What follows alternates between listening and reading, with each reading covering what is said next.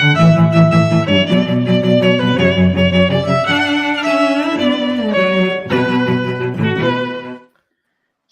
সবাইকে একটা pre recorded before the স্টর্মে। আমার সাথে জিশান। আজকে আমরা কথা বলবো রিয়াল মাদ্রিদ বনাম সেভিয়া। খুবই অদ্ভুত অবস্থা দলটা সেভিয়া দলটার অবস্থা ভালো নয় এই মুহূর্তে। তা রিয়াল মাদ্রিদ বিপক্ষে হঠাৎ করে লা লিগার সবচেয়ে বিখ্যাত দল হয়ে যে যাচ্ছে, এটা কি করে সম্ভব, এবং সেই সব বিষয় নিয়ে আমরা আসলে আলোচনা করব। জিশান, তোমাকে স্বাগত। তোমাকে স্বাগত এরিক। বিফোর দ্য স্টর্ম ফেরত আসা মানে হচ্ছে ইন্টারন্যাশনাল ব্রেক শেষ। ইন্টারন্যাশনাল ব্রেক নিয়ে মানে আমার অনেক লম্বা র্যান্ট করার একটা ইচ্ছা ছিল, but because the game is here, probably I will reserve that for tomorrow's performance.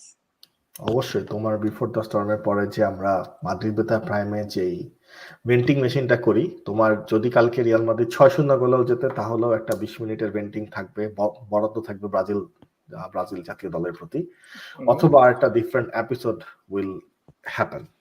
তো খেলার অবস্থা হচ্ছে, এই মৌসুমে লা লিগার সর্বোচ্চ গোলদাতা কে এই মুহূর্তে? আমার এই মুহূর্তে তো আসলে মনে হয় এটা মাথায় নাই। Enlighten me.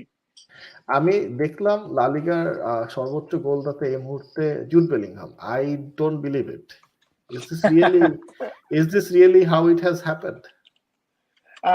এটা ওয়েল, টু বি অনেস্ট, মানে আমাদের জন্য খুশি হওয়ার মতো অনেক বড় একটা জিনিস যে অফকোর্স আমাদের প্লেয়ার এখন টপ গোল স্কোরার, কিন্তু then again it also shows যে আমাদের এরকম সিচুয়েশনে যেখানে আমাদের দলে আসলে প্রপার একটা স্ট্রাইকার নাই, আমার মনে হয় যে এন্টায়ার লিগ ইটসেলফ মানে কতটা সাফারিং এই জিনিসগুলো নিয়ে। প্রবাবলি দ্যাট শোজ যে জিনিসটা আসলে কোথায় আছে। এখানে যে জিনিসটা আছে, মানে এরপরও যে আমরা আসলে এখনো লিগে একটা আনডিসপিউটেড জায়গায় পৌঁছায় যেতে পারি নাই, that's kind of sad. Interesting কথা বলে তুমি জেনে আরো খুশি হবা। আমি আসলে কেন এই প্রশ্নটা আসতো, এটা দিয়ে আসলে শুরু করা যেতে পারে। সেটা হচ্ছে, আমরা তো মানে এই যে বিফোর দ্য স্টর্ম করবো, এটা তো আসলে ডিসিশনটা নিলাম 1 মিনিট আগে, তাই না? তো 1 মিনিটের মধ্যে আমার ফোনের অ্যাপে আমি দেখলাম কালকের ম্যাচের ফ্যাক্টস অ্যান্ড ট্রিভিয়া। তো তুমি তো জানোই আমার এরকম ফ্যাক্টস এবং ট্রিভিয়া অনেক পছন্দ। তো আমি স্ক্রল করে পড়তে গিয়ে প্রথমটা দেখলাম Jude Bellingham is competition stop scorer. I had to read it twice. Jude Bellingham competition stop scorer. পরে দেখলাম এটা কি রিয়াল মাদ্রিদের টপ স্কোরার নাকি, বাট না, this is true. No, he has scored 8 goals এবং সেকেন্ড টপ স্কোরার আলভারো মোরাতার চেয়ে মোটামুটি 3 গোলের একটা ক্লিয়ার ব্যবধানে সে এগিয়ে আছে আর কি। জেনে খুশি হবো, বিবিসি তোমার আলভারো মোরাতাকে 2 থেকে 1 লাথিতে 5-এ পাঠিয়ে দিয়েছেন, কারণ দ্বিতীয় স্থানে তাদের অনুসারে 5টি গোলের সাথে 3টি অ্যাসিস্টে রবার্ট লেভানডস্কি। প্রথম আলো যাকে লন্ডো ভন্ডস্কি বলে একবার পরিচয় দিয়ে উন্নত মানের জার্নালিজমের পরিচয় দিয়েছিল। তৃতীয় স্থানে আছে Joselu. I am like not understanding what's happening here. Like Joselu as Real Madrid's top scorer, Jude Bellingham Real Madrid's top scorer. This is not how I thought our season is gonna turn up. তুমি একটা মজার জিনিস দেখো, এই দুইজনের একজন 8 গোল করেছেন, একজন 5 গোল করেছেন। তার মানে হচ্ছে এই দুইজন মিলে দলের হয়ে 9 ম্যাচে 13 গোল করেছেন, which is আমি বলবো মাইন্ড বগলিং। বিকজ তুমি মৌসুমের শুরুতে যদি কেউ আমাকে এটা বলতো যে 9 ম্যাচ পরে আসলে নতুন 2 সাইনিং মিলে 13টা গোল করে ফেলবে, মানে সাইনিং এর একজন Joselu, let's not forget that. Joselu যদি 8টা গোল করতেন তাও আমি মেনে নিতাম, কারণ উনি গত মৌসুমে লা লিগায় মনে হয় 23টা গোল করেছেন সব মিলিয়ে। So he has that in him. But এখানে জুড বেলিংহাম, যার আসলে সেন্ট্রাল মিডফিল্ডার হিসেবে খেলার কথা, তিনি জাস্ট আরেকটু অ্যাডভান্স একটা পজিশনে খেলে 8টা গোল করে ফেলবেন 9 ম্যাচ পর। তার পারফরমেন্সটা এরকম, 9 ম্যাচে 8 গোল, those are the figures we associate with Cristiano Ronaldo. Like তারপরে রিয়াল মাদ্রিদের জার্সি গায়ে কেউই আসেন নাই, নট ইভেন করিম বেনজেমা নিয়মিতভাবে লিগে 20 গোল করেছেন, বাট 9 ম্যাচ শেষে 8 গোল করে ফেলেছেন। এরকম প্রলিফিকনেস কিন্তু করিম বেনজেমারও ছিল না ওই সময়টাতে।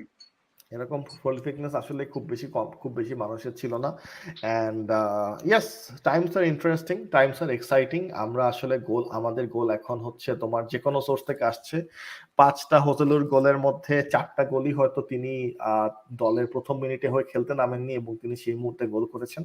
This is what we had wanted from our second striker for a really long time. This is the Alvaro Morata we lost a long time ago in a Ponzi scheme, well so to speak. তুমি আরেকটা জিনিস দেখো, Alvaro মোরাতার যে 5টা গোল, এটার মধ্যে 2টা গোল কিন্তু উনি করেছেন রিয়াল মাদ্রিদের বিপক্ষে ওই ম্যাচে। সো ওই ম্যাচটা বাদ দিলে তার গোল থাকে আসলে 3টা। সেখানে হোসেলু এখনো পর্যন্ত কোনো ম্যাচেই 2টা গোল করেন নাই। হোসেলুর 5টা গোল 5টা ডিফারেন্ট ম্যাচে। সো ওই যে সেকেন্ড স্ট্রাইকারের যে কথাটা বলছো, যে মাঠে নেমে 9 ম্যাচের মধ্যে হোসেলু সম্ভবত 7টা বা 8টা খেলেছেন, একটা খেলেন নাই। তো এই এর মধ্যে 5টা গোল স্কোর করে ফেলা, this is essentially the second striker that we coveted for years. সমস্যা হচ্ছে এখন আমাদের কোনো ফার্স্ট স্ট্রাইকার নাই।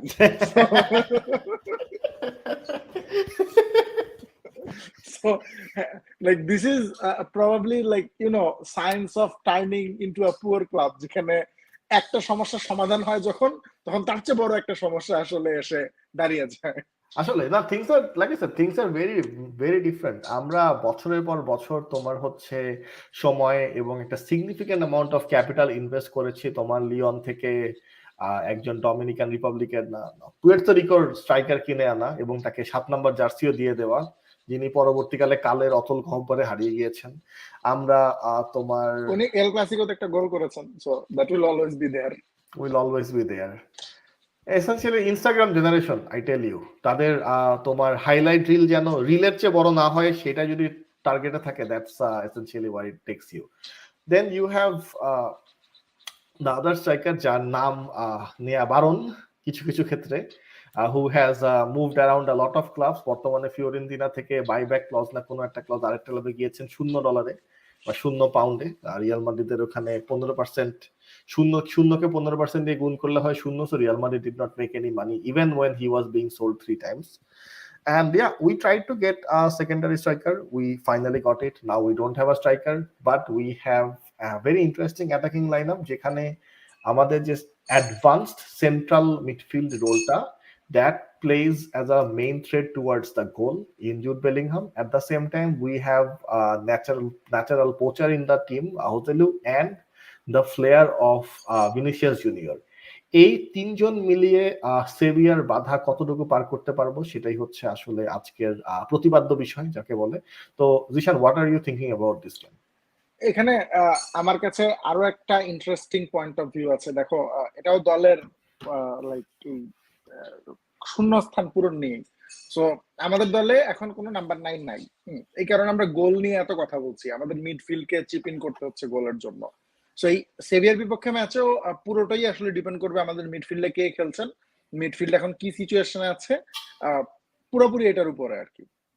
এখন কেন বলছি এটা, বিকজ আমাদের যে দুইজন আসলে অ্যাটাকার হিসাবে খেলেন, তারাও তো এসেনশিয়ালি মিডফিল্ডার, তারা essentially advance midfielder. I mean, তুমি রড্রিগো ভিনিসিয়াসকে যদি এখন বলো যে তারা স্ট্রাইকার না midfielder, they are more close to being midfielders than being like proper out and out strikers. একজন তো কয়েকদিন আগে ইন্টারভিউ দিয়ে বলেই ফেলেছেন যে তিনি আসলে নাম্বার 9 পজিশনে খেলতে পছন্দই করেন না, তাকে অলমোস্ট জোর করে নাম্বার 9 পজিশনে খেলানো হচ্ছে, অথচ like Ronaldo Nazario number 9 jersey পরে ঘোরাফেরা করেন। এখন মানে এই ধরনের প্যারাডক্সিয়াল অনেকগুলো সিচুয়েশন আছে।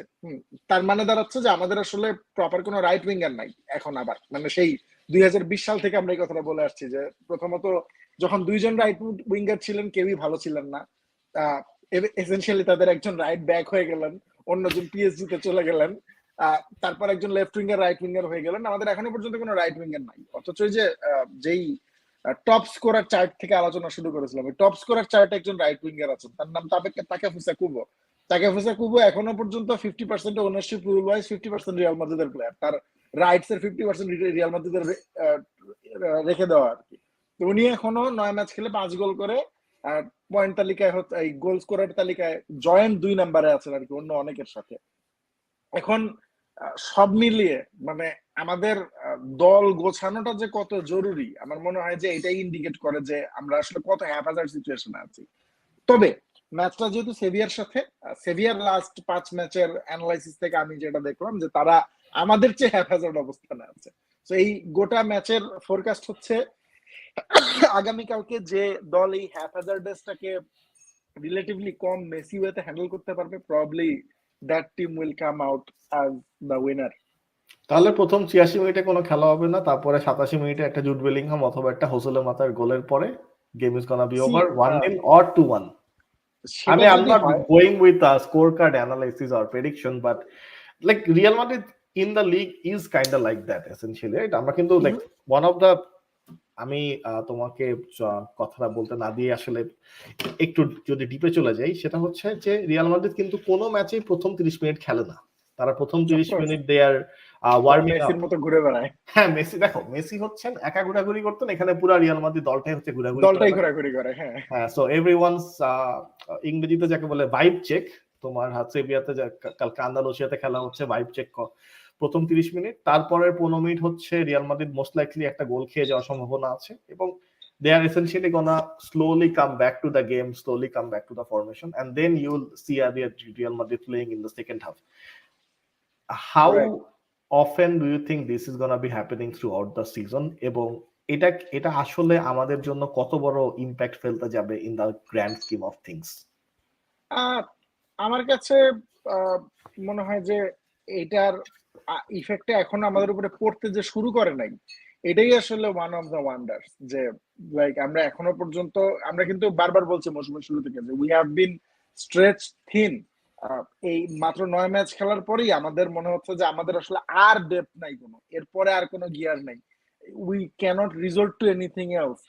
কিন্তু এখনো পর্যন্ত জিনিসটার প্রভাব আমাদের উপরে পড়ে নাই। আমরা একটা ম্যাচ খারাপ খেলেছি অ্যাথলেটিকোর সঙ্গে, এই ছাড়া আমরা কিন্তু মোটামুটি ভালো খেলেই পয়েন্ট তালিকার সবচেয়ে উপরের দিকে আছি। এখন ওই যে বললাম না যে এটাই like that's how we are playing. আমরা শুরুতে গোল খেয়ে যাচ্ছি, তো আমাদের ডিফেন্স লিকি, আমরা শেষে গিয়ে 2টা গোল দিচ্ছি, তার মানে আমাদের এখনো নার্ভ আছে মানে ম্যাচটাকে শেষ পর্যন্ত টেনে নিয়ে যাওয়ার। কিন্তু বোথ অফ দিস আর 2টা ডিফারেন্ট এন্ডে, বলবো যে এটা হলো ওই যে মানে জ্বলে যাওয়ার মতো আর কি, ম্যাচের কাঠি জ্বলে যাওয়ার মতো, যে we are burning on both ends. কিন্তু এখনো পর্যন্ত we are burning, we are giving lights, কিন্তু একটা না একটা সময় তো আসলে জিনিসটা নিভে যাবে। So it's gonna be a hard season. আমি এখন জিনিসটাকে খুবই কোয়ান্টিটিভ দিক থেকে দেখি যে 1/3 of the season is over, I see it like this, or 1/4 of the season is over at least. এখন বাকি 2/3 আবার এরকম 0 থেকে শুরু করতে হবে, 9 ম্যাচ খেলতে হবে, আরেকটা ইন্টারন্যাশনাল ব্রেকে যেতে হবে, তারপর রিচার্জ করে এসে 9 এর এই কোটা পূরণ করতে হবে আর কি। এবং প্রত্যেকবার যদি 0 থেকে আমরা শুরু করতে পারি, probably we are gonna be alright. So essentially তোমার ধারণা হচ্ছে যে আমরা পুরো সিজনকে একটা ইউনিট হিসেবে না দেখে আমরা 4টা ইন্টারন্যাশনাল ব্রেকের সাথে সিঙ্ক করিয়ে 4টে ইন্টারন্যাশনাল ব্রেক, অথবা আমরা 2টা তোমার মনে করো ক্রিসমাস ব্রেকের আগে এবং ক্রিসমাস ব্রেকের পরে পারফরমেন্স এরকম থাকে। রিয়াল মাদ্রিদের যে কিছু টার্মিনোলজির সাথে আমরা আসলে বিগত কয়েক মৌসুম ধরে মাদ্রিদ বেতার করতে গিয়ে পরিচিত হয়েছি, পিন্তুশিয়ান কার্ভ, যেখানে রিয়াল মাদ্রিদের ফিটনেস ড্রপ করে, কিন্তু মৌসুমের শেষ দিকে যখন either you need a lot of good fitness because you are attempting finals of various cup tournaments, at the same time you are not anywhere because you have been lost from all of the cup tournaments, you regain that fitness and the drive. At the same time আমাদের Real মাদ্রিদে যে তোমার Christmas স্লাম্প, যেখানে post Christmas Real Madrid is a shadow of its former glory. If you are leading at least by 6 to 9 points, maybe you can regain the top spot, or else that season is effectively over.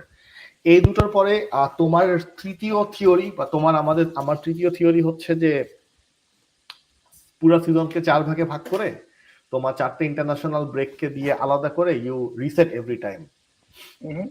Software engineering এর ভাষায় যাকে বলে sprint, but তোমার in this case it says it's also a sprint of some sort. You're running a marathon where you're taking breaks up every couple things, but এটা কি আসলে একটা sustainable, তোমার কি মনে হয়, is this a sustainable model for us to play against come against teams like Elche, এইবার সেভিয়া, যদিও সেভিয়া is a stronger team, but Real Madrid তো আসলে ট্র্যাক রেকর্ড আছে এরকম দলের বিপক্ষে পয়েন্ট হারানোর। How do you think will be able to recover this points in La Liga? Point recover করার আসলে কোনো উপায় নেই, মানে জিনিসটা লিগ জেতার ফর্মুলা কিন্তু একটাই, যে তুমি বড় ম্যাচগুলা তোমার পার্টিকুলারলি টু হর্স রেস, যেখানে দুটো দলই এক্সিলেন্ট ফুটবল খেলছে এরকম সিচুয়েশনে, পার্টিকুলারলি ধরো 11-12 দিকে যদি ট্র্যাক ব্যাক করতে পারো লা লিগা, যেখানে আসলে কোনো দলই পয়েন্ট হারাইতো না, তোমাকে মানে বড় ম্যাচগুলো হচ্ছে হবে তোমার লিগ ডিসাইডার। যদি তুমি ছোট ম্যাচগুলোতে পয়েন্ট হারাতে পারবে না, তুমি যদি ছোট ম্যাচগুলোতে পয়েন্ট হারাও তাহলে আসলে এটা থেকে রিকভার করার কোনো উপায় নেই। যেমন ধরো আমরা অ্যাটলেটিকো মাদ্রিদের সঙ্গে হেরে গেছি, তার মানে হচ্ছে আমরা ওই 3 পয়েন্ট থেকে আসলে কোনো পয়েন্ট উই পাইনি। Lost 6 points actually. We already lost 6 points. এখন তুমি যদি কোনোভাবে অন্য কোন দলের সঙ্গে, এটা মাঝারি মানের সেভিয়াই হোক, তারা এখন 13 বা 14 নম্বরে আছে লা লিগার পয়েন্ট টেবিলে, কিংবা মনে করো রেলিগেশন ফাইটার সেল্টা ভিগোই হোক না কেন, তারা এখন 18 বা 19 নম্বরে আছে। এখন তুমি যদি এই ম্যাচগুলো থেকে 3 পয়েন্ট করে বের করে না নিয়ে আসতে পারো, I mean this is basically half recovery, যে তুমি এক্সপেক্ট করতে পারো যে তোমার অন্য বড় দলও কোথাও না কোথাও পয়েন্ট হারাবে, so this gives you a chance to recover half of your points. কিন্তু মানে তুমি যদি হেরে যাও তাহলে তো আসলে এই জায়গা এটা রিকভারির কোনো জায়গা নাই। তুমি কি এখন বড় দলকে হারিয়ে পয়েন্ট রিকভার করবা? I mean that doesn't work that way. But again this is Real Madrid, they do this sort of things. আমি এরকম অনেক মৌসুম দেখেছি যে রিয়াল মাদ্রিদ লা লিগাতে চ্যাম্পিয়ন হয়েছে, তারা এল ক্লাসিকো দুটোই জিতেছে, মাদ্রিদ ডার্বিও দুটোই জিতেছে, কিন্তু মাঝখান দিয়ে তারা মনে করো জারাগোজার সঙ্গে বা ভ্যালাদোলিদের সঙ্গে মোটামুটি কনভিনসিংলি বেশ কিছু পয়েন্ট হারিয়ে বসে আছে। এন্ড এটা আরো বেশি হয় কোপা ডেল রেতে। কোপা ডেল রেতে কিছু আনএক্সপ্লেনেবল ম্যাচ খেলে রিয়াল মাদ্রিদ, যেটার আসলে কোনো ধরনের কোনো এক্সপ্লেনেশনই হইতে পারে না। একটা হচ্ছে ধরে যে ডেনিস চেরিশেভকে ভ্যালেন্সিয়ার সঙ্গে লাল কার্ড থাকা সত্ত্বেও নামিয়ে দেওয়া, হ্যাঁ মানে হু ডাজ দ্যাট? আমি প্রবাবলি আর কাউকেই এরকম কোনো কিছু করতে দেখি নাই। জিনেদিন জিদানের দল যেখানে খুবই ভালো একটা মৌসুম কাটাচ্ছিল, তারা আয়োকায়নের সাথে স্প্যানিশ লিগের থার্ড, স্প্যানিশ লিগ সিস্টেমের থার্ড টিয়ার একটা দলের সঙ্গে তারা 1-0 গোলে হেরে গেল, কারণ তারা মোটামুটি পুরো টিমের সবাইকে নামানোর পরও কেউ একটা গোল বের করতে পারলো না।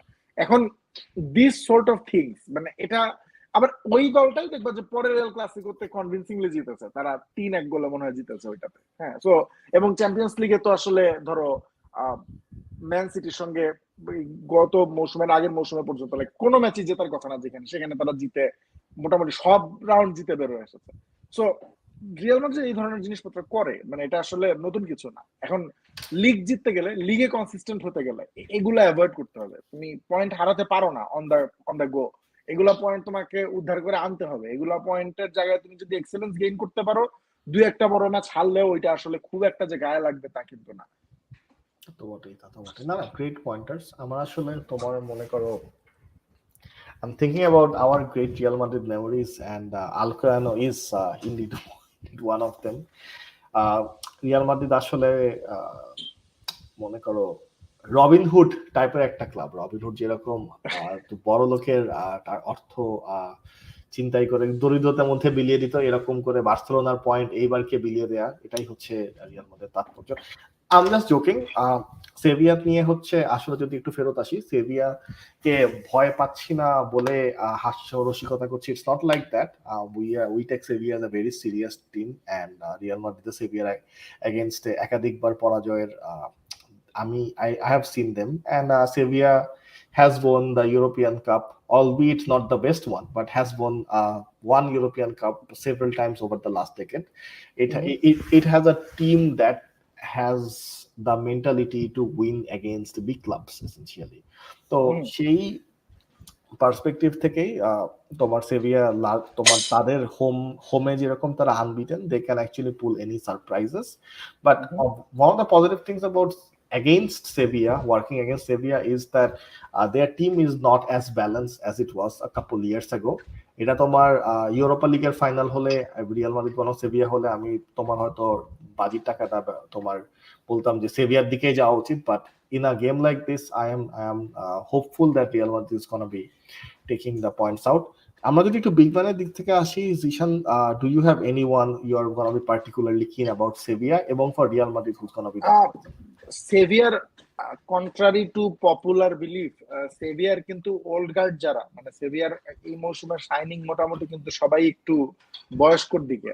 সো তারা কিন্তু কেউই আসলে দলের মেইন স্টে না এই মুহূর্তে। যেমন ধরো মেহেদী অলরেডি সার্জিও রামোসকে নিয়ে মোটামুটি বড় সড়ো একটা আর্টিকেল লিখেছে, সেখানে রিয়াল মাদ্রিদ সার্জিও রামোসকে ফেস করাটা কতটা ইমোশনাল আমাদের জন্য সেটা probably he covered every bit of it. But from a very quantity perspective, গত ম্যাচে যেখানে সেভিয়া 2-2 গোলে রায় ভায়াকানোর সাথে ড্র করেছে, ওই ম্যাচটাতে কিন্তু সার্জিও রামোস বেঞ্চে ছিলেন, সার্জিও রামোস খেলেন নাই সেইভাবে। তাদের আরেকজন ভেটারান ক্যাপ্টেন হেসুস নাভাস দলে আছেন, তিনিও খেলছেন না। এখন যারা মাঠে থাকছেন এদের মধ্যে ধরো সুসো আছেন, রাইট উইং এ খেলেন, he can be a threat.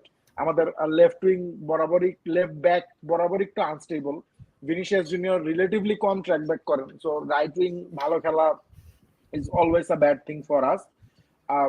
So আমার আসলে সেইভাবে সেভিয়ার কোনো বিগ ম্যান নাই, মানে কারোর নাম আমি বলবো না, but not having Bono at goal post probably would make them suffer. So like the person that is not in here probably is some sort of big man to me. Well, we really expected Bono to be playing for Real Madrid when this incident happened with Thibaut Courtois. I personally myself thought that he would be a veteran of the La Liga. So essentially, I was expecting another Jose Lumato situation where you have the best of the league coming to play at Real Madrid. It didn't happen. It didn't happen. We move on, right? But you're right. But Yes. দেখো ব্যাফলিং জিনিসটা এরকম যে আমরা কেপাকে নিয়ে আসলাম এক মৌসুমের ধারে, এবং যেহেতু উনি প্রিমিয়ার লিগের খেলোয়াড়, আমি মোটামুটি শিওর যে প্রিমিয়ার লিগে উনি চেলসির হয়ে যে স্যালারিটা কমান্ড করতেন এটা আমরা পে করছি, আদারওয়াইজ কোনোভাবেই তো আসলে এই লোনটা চেলসির আমাদের সঙ্গে স্ট্রাইক করার কথা না। ইয়াসিন বোনোর মার্কেট ভ্যালু ছিল প্রবাবলি 18 মিলিয়ন, তাকে 21 মিলিয়ন ইউরোতে হচ্ছে সৌদি আরবের আল হিলাল কিনে নিয়ে গেছে। If we could offer 18 million, probably he could be playing for us. এখন আমি জানি না আসলে যে এই জিনিসটা আমরা কেন করলাম, বাট ওয়েল প্রবাবলি লুরিনের গ্রোথ, কোর্তোয়ার ফেরত আসা, এরকম অনেকগুলো ফ্যাক্টর প্লে করেছে। Yassine Bono could be a better fit, মানে অনেকগুলো কেস সিনারিওতে আমি কেপার পারফরমেন্সে অখুশি না so far, he is playing good, but it could be better, it could be much much better যদি ইয়াসিন বোনো কেপার বদলে আমাদের গোল পোস্টের নিচে থাকতেন। অবশ্যই না, এটাই তোমার familiarity with the league does really help, but then again Kepa has played in the Champions League more than Bono has, but then again Bono has won several European trophy more than Kepa has, so it would have been an interesting comparison to deal with. আমি যদি আসলে আমার বিগম্যান চিন্তা করি, তোমার আমি আসলে Sergio রামোসের কথা, it's gonna be interesting for me to see him play against Real Madrid, and it's not gonna be feeling like I'm watching PSG, where I honestly felt like he want to relax and earn some money for a minute. But here he played quite seriously, and he was a very valuable team member at PSG. So far, I have been told. Tomar Sevilla as a unit, I wouldn't be too much looking into for one particular person. Kintu as a unit, I would be still afraid of that team. আর Real Madrid থেকে আসলে Jude বেলিংহামকে বাদ দিলে, আমি Jude Bellingham বাদ দিয়ে বলতে যাচ্ছি, তোমার আমার বাজির থাকবে আসলে হোজেলুর প্রতি, বিকজ তুমি যেটা বললা যে আমরা আমাদের নাম্বার 1 স্ট্রাইকার পাচ্ছি না, কিন্তু আমাদের number 2 striker has been honestly the number 2 striker, যেটা বলে আমি আসলে পডকাস্ট শুরু করেছিলাম, the number 2 strikers we had wanted for so long. It's refreshing to see someone mature and come in front of goal who can make goals happen. So that's something I'm honestly looking forward from him to this game as well. Zishan, any final thoughts? Final থটটা আমরা already discuss করে ফেলেছি যে these are one of those games, La লিগাতে যে গেমগুলো তোমাকে খেলতে হবে এবং 3 পয়েন্ট নিয়ে বের হয়ে আসতে হবে, মানে এটার কোনো ধরনের কোনো অল্টারনেট নাই। তুমি যদি এখন এটা বলতে চেষ্টা করো যে সেভিয়া বড় দল, সেভিয়া এই মুহূর্তে লা লিগায় 13 নম্বরে আছে, সো সেভিয়া এই মুহূর্তে একটা বড় দল যারা বড় দলের মতো খেলছে না, এগুলা সিচুয়েশনে যখন তুমি চ্যাম্পিয়ন হওয়ার জন্য ক্যাম্পেইন করছো, তোমাকে অবশ্যই 3 পয়েন্ট নিয়ে বেরিয়ে আসতে হবে, এবং এটা 90 মিনিটে 1 গোল করে 3 পয়েন্ট আনা না, এটা it should be one of those game যেখানে তুমি 40 মিনিট একটা গোল করলা, 60 মিনিট একটা গোল করলা, it should be routine work. So আমি মোর এই রুটিন ওয়ার্কটা দেখতে ইন্টারেস্টেড। এখন দল যদি এই রুটিন ওয়ার্ক ডেলিভার করতে শেখে থ্রু দ্য নেক্সট 9 ম্যাচেস, আমি ওই যে বললাম যে আমি মৌসুমটাকে আসলে 9 ম্যাচের ছোট ছোট কয়েকটা মৌসুম হিসাবে দেখছি আর কি। আমি বলবো যে নেক্সট 9 ম্যাচে আমাদের এল ক্লাসিকো বাদে এরকম ম্যাচগুলোতে আমরা যদি রুটিন মার্ক করতে পারি, তখন এল ক্লাসিকোর রেজাল্ট নিয়ে প্রবাবলি একটু বিস্ফোরক আলাপ আলোচনা করতে আমার আসলে সমস্যা নেই। কিন্তু আমাদের যদি এরকম সিচুয়েশন হয় যে এল ক্লাসিকোর বাইরে অন্য ম্যাচগুলোতেও আমরা আসলে হাইয়েস্ট গিয়ারে স্ট্রেচ করে আমাদেরকে ম্যাচ বের করে আনতে হচ্ছে, এল মাদ্রিদ ডার্বিতে যেরকম আমরা কনভিনসিংলি হেরে গেলাম, এটাতে কোনো সন্দেহ নাই যে এল ক্লাসিকো তো তখন আমাদের ওই ব্যাপারটা চলেই আসবে যে আসলে বড় দলের সঙ্গে আমাদের কম্পিট করার মতো সিচুয়েশনটা এখনো নাই। এটা আমি তুমি মেবি তিনজনই মৌসুমের শুরু থেকে বলছি যে আমাদের দলের এখন যা ডেপথের অবস্থা, আমাদের লং টার্ম কোচিং নিয়ে যেরকম চিন্তা ভাবনা, আমাদের কিন্তু মানে আসলেই বড় দলের সঙ্গে এখন কম্পিট করার মতো সিচুয়েশন নাই। এখন সেটা যদি আমরা লা লিগাতে করতে না পারি, চ্যাম্পিয়ন্স লিগে এর চেয়ে কঠিন প্রতিপক্ষ ছাড়া সহজ প্রতিপক্ষ আমাদের আসলে আসবে না। এখন আমরা যদি এটা এক্সপেক্ট করি যে ইংলিশ প্রিমিয়ার লিগের টপ 4 যে 4টা দল আছে, এখন টপ 5 বলবো স্পার্স সহ, উপরের দলটাকে তো বাদ দিয়ে বলা যায় না। তো এরা এদের কারোর সঙ্গে যদি আমাদের ম্যাচ পড়ে, মানে আমরা কিন্তু একটা ওয়ান অফ সিচুয়েশন নিয়ে এখন আর পার পেয়ে আসতে পারবো না, আমাদেরকে 2 লেগ মিলিয়ে কনভিনসিংলি জিততে হবে। এবং ম্যানচেস্টার সিটির সঙ্গে পার্টিকুলারলি আমাদের গ্যাপটা এখন এত বড় যে আসলে এখনো 2-3টা মার্কি সাইনিং পিছনে আমরা ওই জায়গাটা থেকে। সো লা লিগা একটা গ্রাউন্ড যেখানে প্রেজেন্ট দলের ম্যাক্সিমাম ক্যাপাসিটি যদি আমরা রিচ করতে চাই ফেব্রুয়ারি মাসের আগে, এই পার্টিকুলার 9টা ম্যাচে ভালো করার কিন্তু কোনো বিকল্প নেই। এবং তখন প্রতিপক্ষকে, এটার চেয়ে বড় জিনিস হচ্ছে আমরা ম্যাচের শেষে কয় পয়েন্ট নিয়ে বের হয়ে আসতে পারছি। I agree.